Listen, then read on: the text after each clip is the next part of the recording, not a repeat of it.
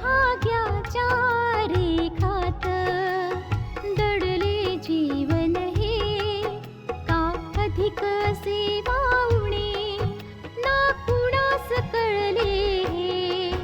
रेखा ही भाग्याची, रेखा ही भाग्याची, रेखा ही भाग्याची, रेखा ही भाग्याची.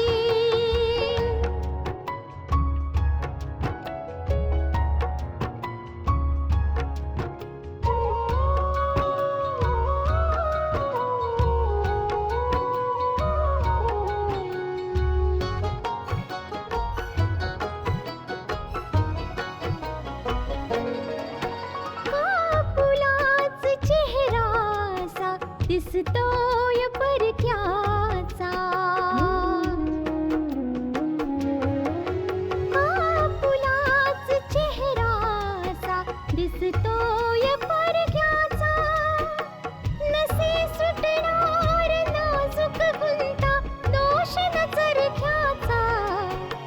फुले मी म्हटले जे होते पाहुणे ते, तरी आळवीत जाणे मी जीवन गाणे हे. रेखा ही भाग्याची, रेखा ही भाग्याची, रेखा ही भाग्याची, रेखा ही भाग्याची. आतापर्यंत आपण पाहिलं गिरीधर शास्त्रींनी निर्णय बदलल्यामुळे बलराज आणि त्याचे घरचे संतापलेत. त्यांना चिंता वाटते. रात्री गोविंदला मुन्ना नावाच्या गुंडाचा फोन येतो. तो गोविंदकडे पैशांची मागणी करतो आणि गोविंद त्याला सांगतो की आता त्याला गोविंदचं आणखी एक काम करायचं आहे. रात्री सुहासिनी मुन्नाला कॅमेऱ्यासकट आपल्या घरामध्ये पाहते. आता पुढे.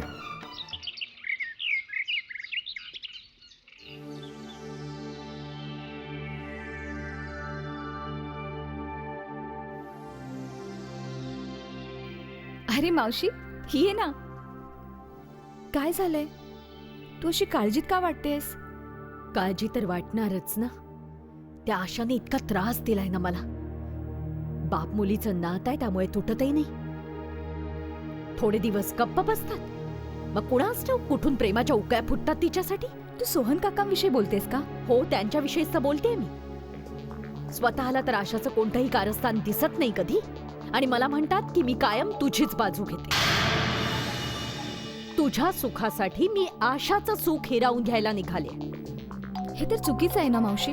ऍक्च्युली आशाने माझं सुख हिरावून घेतलंय. आणि त्रास तर यांना त्याचाच होतोय की ते सुख आशाच्या पचनी नाही पडलं. अखेर विजय आहे तर तुझाच ना, आणि हीच गोष्ट त्यांना सहन होत नाही. जाऊ दे ना मावशी. तू सोहन काकांशी याविषयीचं काहीच बोलू नकोस. पण विषय निघाला तर मी गप्प कशाला राहू? आशाने 1000 चुका केल्या तरी हे तिचीच बाजू घेणार. मला कसं सहन होईल हे? मावशी अगं शांत राहा जरा तू. आणि मला नाही वाटत की माझ्यामुळे तुम्हा दोघांच्या मध्ये भांडण व्हावं. ही लढाई माझी आहे ना, जी मी लढतेच आहे.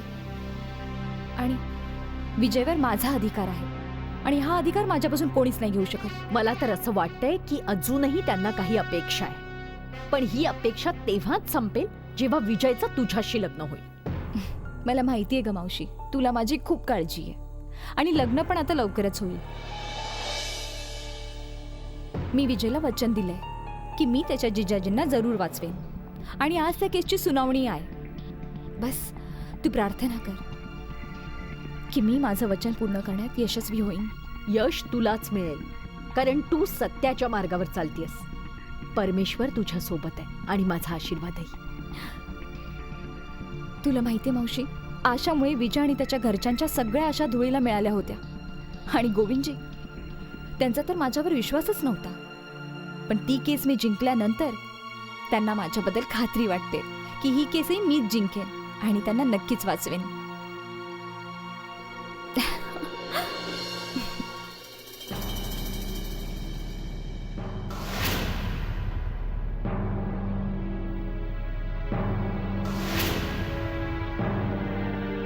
मुन्ना, भाई किती वेळ लावला तुम्ही? मी कधीपासून तुमची वाट पाहत होतो. बडबड बंद कर.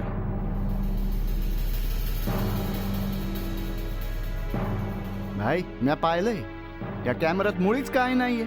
अरे तुला कॅमेरा चेक करायला कोणी सांगितलं होतं? अहो ते उगीच. या कॅमेऱ्यामध्ये काही नाहीये मुन्ना, आणि या गोष्टीने मला फरकही नाही पडत. अरे मला तर बस हे दाखवायचं होतं की घरातून कॅमेरा घेऊन कोणीतरी निघालाय. पण भाई याचा अर्थ काय आहे? अरे लल्लू, याचा अर्थ तुझ्या एवढ्याशा बुद्धीला नाही कळणार. एवढीशी बुद्धी आहे तुला.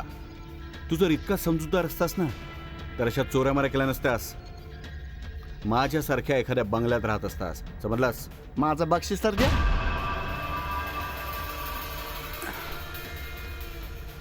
हे घे आणि ऐक, एक गोष्ट नीट लक्षात ठेव. जर तू कधी पकडला गेलास तर हे नको सांगूस की माझ्या सांगण्यावरून तू हे काम केलंयस. उलट हे सांग की हे काम तुला एका बाईने करायला सांगितलं होतं, जी बुरखा घालून आली होती. त्या बाईने घरात घुसण्याचा तुला रस्ता दाखवला होता आणि तुला हा कॅमेरा चोरण्यासाठी तिनेच सांगितलं होतं. समजलो साहेब. तुम्ही काळजी नका करू, तुमचं नाव कधी बी येणार नाही. मुन्ना समजूतदार आहेस. जर माझं असंच ऐकत राहिलास ना तर काय खुश राहशील. निघतो मी. चला.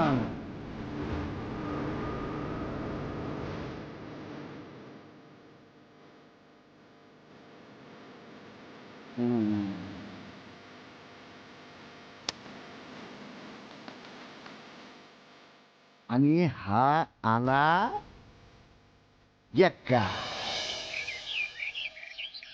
बेटा तुला हे वाटू दे अगर न वाटू दे, पण मला नक्कीच असं वाटतंय की माझ्याकडून खूप मोठी चूक झाली. सोहनलाल भले कसाही असो, आहे तर आशाचा पिताच ना.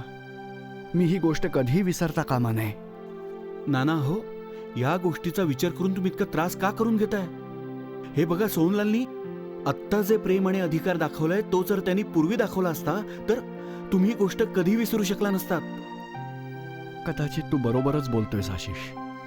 बेटा आता तर देवाकडे हीच प्रार्थना आहे की बाप लेकीच्या मध्ये आता कोणताही दुरावा नको यायला. सोहनलाल, नमस्कार. सुखी राहा बा.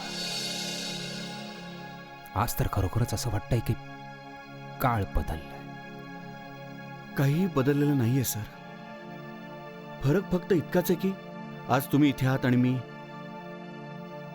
तुमचे उपकार मी कधी आयुष्यावर विसरू नाही शकत सर, आणि ना कधी विसरू शकेन.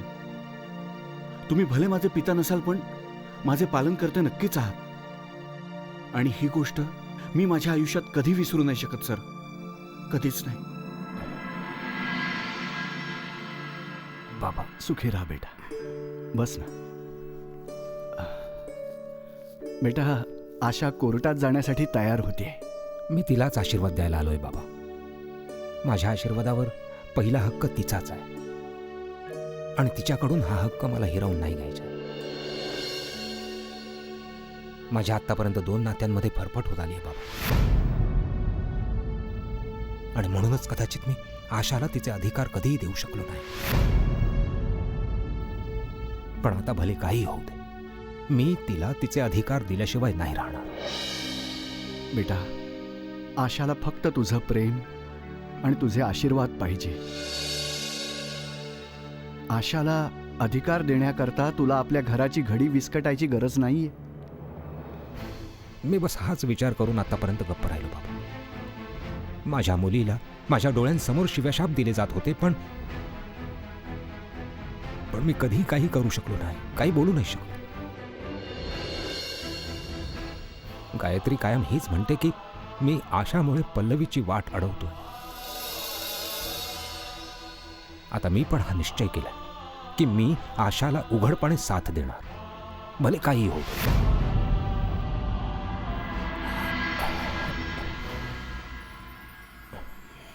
सुखी राहा बाळा.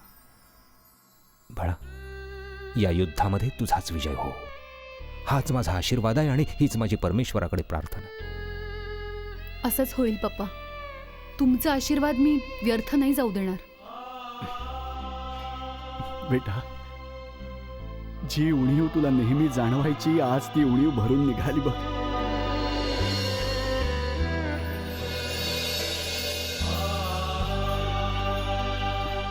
तुझे पप्पा तुला आशीर्वाद द्यायला आलेत.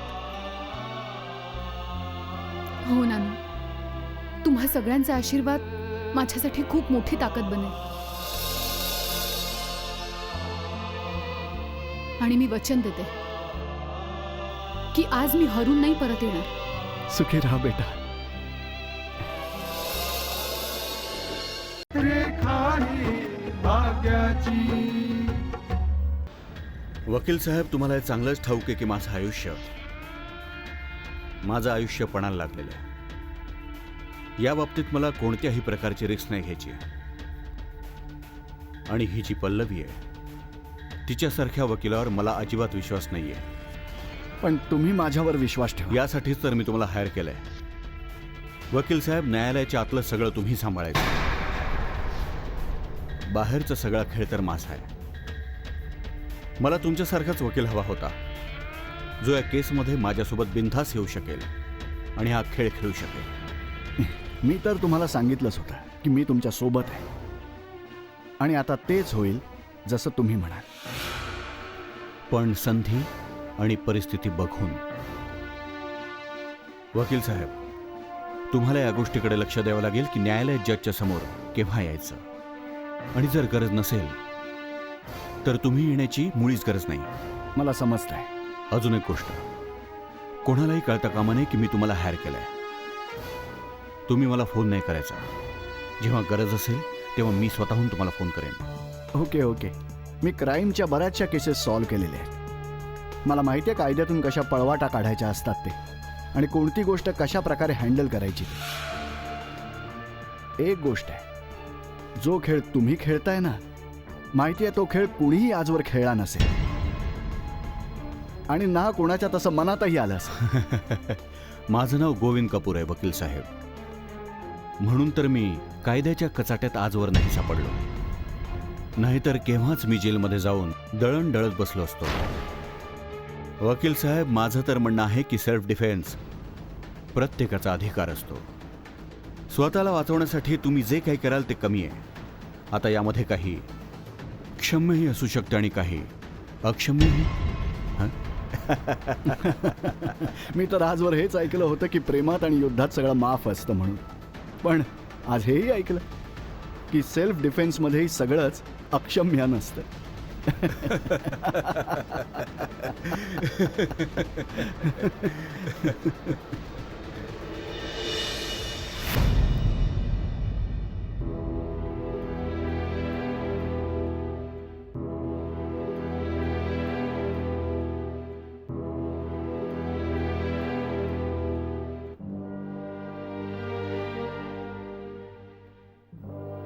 न्यायालयाचं कामकाज सुरू करण्यात यावं.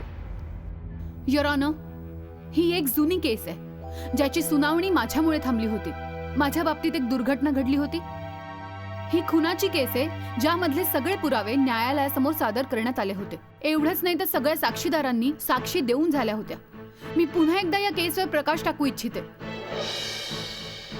हा खून 24 डिसेंबर 2011 झाला होता. या खुनाच्या आरोपाखाली गोविंद कपूरला अटकही करण्यात आली होती, जे सध्या जामिनावर आहेत.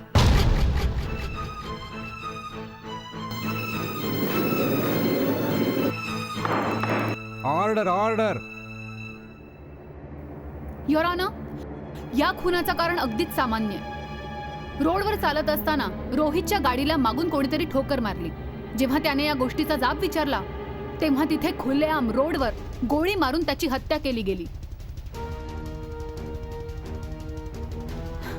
इतक्या छोट्याशा गोष्टीसाठी रोहितला जीवे मारण्यात आलं. एका आई वडिलांचा एकुलता एक मुलगा हिरावून घेतला गेला. एका बहिणीचा एकुलता एक भाऊ हिरावून घेतला गेला. एका कुटुंबाचा एकुलता एक आधार हिरावून घेतला गेला.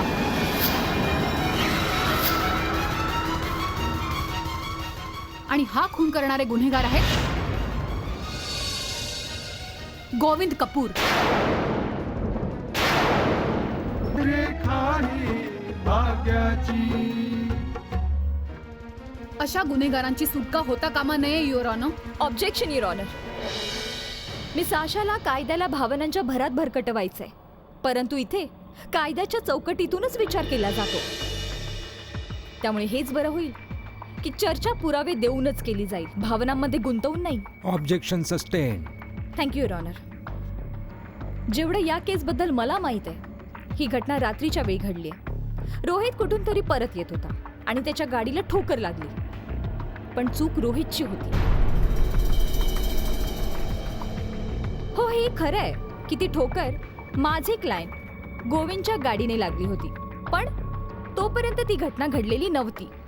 माझे क्लायंट त्यांची गाडी घेऊन तिथून निघून गेले होते. तुम्हाला नक्की काय म्हणायचं आहे? मला असं म्हणायचंय की खून जरूर झालेला आहे, पण तो खून माझ्या क्लायंटने नाही केलाय. Objection your honour. या सगळी तथ्य खोटी ठरवण्याचा प्रयत्न करतायत. तथ्य हेच सांगतायत की पोलिसांनी घटनास्थळावरून माझ्या क्लायंटला अरेस्ट नाही केलं. पोलिसांनी त्यांना अरेस्ट खूप नंतर केलं होतं, आणि तेही एकाच आधारावर की रोहित आणि माझ्या क्लायंटच्या मध्ये वाद झाला होता. खरं तर खुनी कोणी दुसराच आहे. तुम्ही ही गोष्ट एवढ्या खात्रीने कशी सांगू शकता? सगळी तथ्य हेच सांगतायत युअर ऑनर, आणि मी या न्यायालयात या केस मागचं सत्य आणू इच्छिते. परवानगी आहे. युअर ऑनर, मी सगळ्यात आधी रोहितची बहीण मिस आभा यांना विटनेस बॉक्समध्ये बोलवण्याची परवानगी मागते. परवानगी आहे.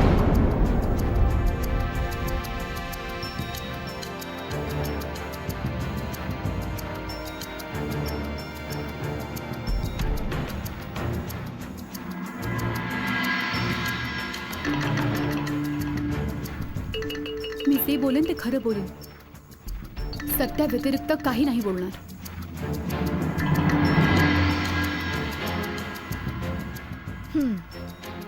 मिस आभा, तुम्ही न्यायालयाला हे सांगा की तुम्हाला या केसबद्दल काय माहिती आहे. तुमचा भाऊ रोहितचा खुनी कोण आहे? माझ्या भावाला रोहितला आणखी कोणी नाही, तर या गोविंद कपूरने मारला युअर ऑनर.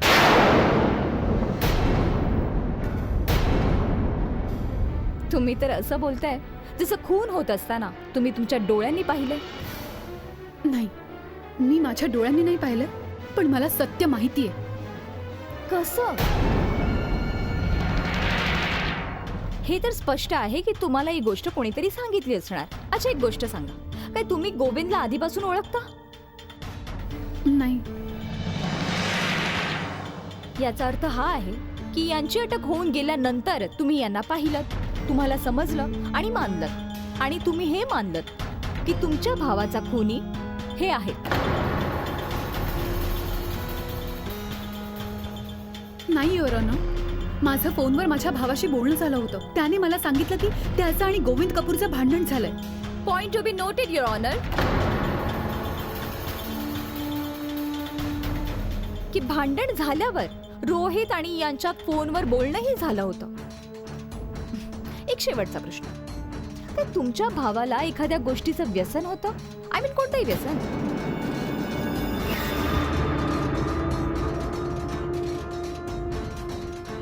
इकडे तिकडे नका पाहू आभाजी, माझ्या प्रश्नाचं उत्तर द्या तुम्ही, कारण न्यायालयाकडे तो रिपोर्टही आहे. पण मला तुमच्या तोंडून ऐकायचंय. हो, कधी कधी तो बिअर प्यायचा. Point to be noted your honour, की रोहितला एक व्यसन सुद्धा होतं.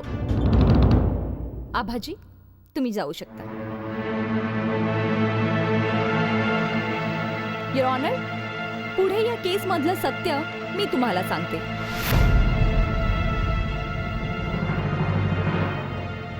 हे खरं आहे की रोहित आणि माझ्या क्लायंटच्या गाडीची टक्कर झाली होती, पण यामध्ये चूक रोहितचीच होती, कारण तो दारू पिऊन गाडी चालवत होता, आणि याच कारणामुळे माझ्या क्लायंट सोबत त्याची आर्ग्युमेंट ही झाली होती. पण रोहितला नशेमध्ये पाहून माझे क्लायंट तिथून निघून गेले, आणि त्यानंतर मग रोहितचा खून झाला होता.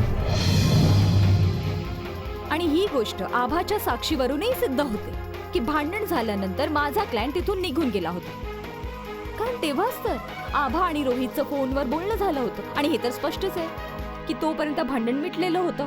आणि माझा क्लायंट तिथून निघून गेला होता. रेखा आहे भाग्याची. Objection your honour. Your honour, miss आभाने रोहितला फोन केला होता आणि तेव्हा रोहितने सांगितलं की त्याची गाडी ठोकलेली आहे आणि भांडण झालंय. तोपर्यंत मिस्टर गोविंद तिथून गेलेले नव्हते, उलट तिथेच उभे होते. आणि त्याच वेळी मिस्टर रोहितला गोळी मारली गेली. युअर ऑनर, डिफेन्स लॉयर विटनेसची अर्धवट साक्ष घेऊन न्यायालयाची दिशाभूल करण्याचा प्रयत्न करतायत. Objection sustain. युअर ऑनर, पोलिसांच्या चार्जशीटमध्ये प्रत्येक गोष्टीची माहिती दिलेली आहे. हे गरजेचं नाहीये की पोलिसांनी जे काही लिहिलेलं आहे ते मान्य करण्यासाठी न्यायालय बांधील आहे. या केसमधलं सत्य मी तुम्हाला सांगते. रोहित नशेमध्ये होता आणि त्याचं काही लोकांशी भांडण झालं होतं. तेच लोक त्याच्या मागे लागले होते आणि त्याच कारणामुळे रोहित गाडी वेगाने चालवत होता. आणि याच दरम्यान रोहित आणि माझ्या क्लायंटच्या गाडीची टक्कर झाली आणि रोहितला नाईलाजाने गाडी थांबवावी लागली. माझा क्लायंट गोविंद तर तिथून निघून गेला, पण त्याच वेळी ते लोक तिथे पोहोचले ज्यांच्याशी रोहितचं भांडण झालं. त्या लोकांनी रोहितला गोळी मारली, ज्यांच्यापर्यंत पोलीस आजपर्यंत पोहोचू शकले नाहीयेत. Objection your honour. हे पूर्णपणे खोटं आहे. एक कहाणी आहे जी या लोकांनी रचली आहे. कदाचित यांनी पूर्ण केस फाईल नीट वाचलेली नाहीये किंवा मग जाणून बुजून सगळ्या पुराव्यांकडे आणि साक्षीदारांकडे डोळे झाक करण्याचा प्रयत्न करतायत. जे ओरडून ओरडून सांगतायत की खुनी दुसरं कोणी नाही तर गोविंद कपूर आहे. तुम्ही खुनी ठरवलात म्हणून ते खुनी नाही होत. हे मी नाही म्हणत आहे. हे पुरावे सांगतायत आणि त्या पुराव्यांना खोटं नाही ठरवता येणार. Order order. Sorry your honour. Sorry your honour, खून केल्यावर गोविंद कपूरला पळून जात असताना लोकांनी पाहिलं होतं. त्या लोकांच्या साक्षी घेऊन झालेल्या आहेत. शिवाय त्या साक्षीदारांनी पूर्णपणे गोविंद कपूरला ओळखलेलं आहे. ते रिव्हॉल्वर ज्यातून गोळी झाडली होती तेही गोविंद कपूरच्या गाडीतून जप्त झालं, ज्यावर त्याचे फिंगरप्रिंट्सही होते. ही केस सिद्ध करण्यासाठी आणखी कोणता पुरावा पाहिजे युअर ऑनर? ही केस न्यायालयासमोर आधीच स्पष्ट झालेली होती, पण आता पुन्हा एकदा या केसला तोडण्या मोडण्याचा आणि चुकीची दिशा देण्याचा प्रयत्न केला जातोय. युअर ऑनर, मी या केसचा अगदी नीट स्टडी केलाय, पण मला असा एकही साक्षीदार दिसून नाही आला ज्याला आपण प्रत्यक्षदर्शी म्हणू शकू. आणि ही गोष्ट न्यायालयाने दृष्टिआड करता कामा नये. युअर ऑनर, आपल्या देशाकरता ही खूपच दुर्दैवाची बाब आहे की एका छोट्याशा गोष्टीसाठी हत्या केली जाते ज्या बाबतीत आपण विचारही करू शकत नाही. 10 रुपयांसाठी भांडण आणि हत्या केली जाते. ही गोष्ट हे स्पष्ट करते की आता लोकांच्या मनात कायद्याची भीती उरली नाहीये आणि गुन्हे रोखण्याकरता सगळ्यात पहिली गरज आहे की लोकांच्या मनात कायद्याची भीती निर्माण केली जावी. म्हणूनच हे न्यायालय गुन्हेगार गोविंद कपूरला. थांबा जरा जज साहेब. खरं तर या केसमध्ये काही असे पुरावेही आहेत जे शिक्षा ऐकण्यापूर्वी न्यायालयाने नजरेखालून घालायला हवेत. त्याचा हा समज होता की हा समाज त्याचं काहीही बिघडवू शकत नाही, पण यालाच तर म्हणतात परमेश्वराचा न्याय. कोणत्या गुन्ह्याची शिक्षा कधी कोणाला कुठे मिळेल हे फक्त तोच जाणतो.